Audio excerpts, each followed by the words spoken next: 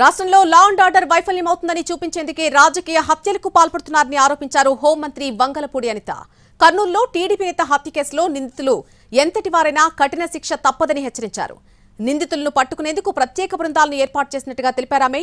ఇప్పటి వరకు రాష్ట్రంలో 4 రాజకీయ హత్యలు జరిగితే అందులో 3 టీడీపీ నాయకులు ప్రాణాలు కోల్పోయారని చెప్పారు హోంమంత్రి.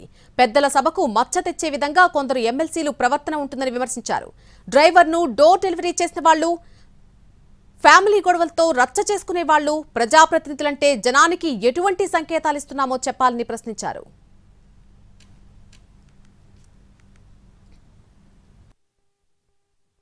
ఏంటంటే పెద్దల సభకి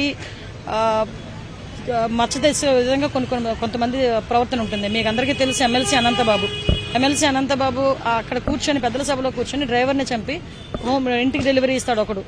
ఒకడేమో కేసుల్లో నిందితుడు, ఒకలేమో కొంతమంది ఏమో జైలుకి వెళ్ళిన వాళ్ళు, కొంతమంది ఏమో ఈ రకంగా రోడ్డు మీదకి వచ్చి రచ్చ చేసేవాళ్ళు.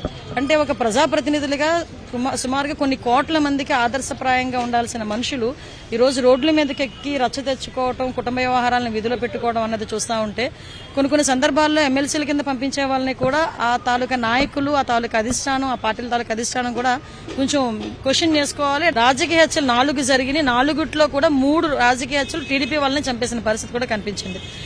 ఇప్పుడు ఈ రోజు మళ్ళా ఒక టీడీపీ నాయకుడిని ఈ రోజు నరికి చంపడం చూస్తా ఉంటే నిజంగా వాళ్ళు కావాలని ఇక్కడ లా అండ్ ఆర్డర్ లేదనో, లేదంటే ఇక్కడ ఇబ్బందిగా ఉందనో ఒకటి క్రియేట్ చేయడానికి చేస్తున్న సందర్భాన్ని కూడా మనం చూస్తున్నాం. నిందితులు ఎవరైనా కూడా ఎట్టి పరిస్థితులను వదిలిపెట్టే ప్రసక్తి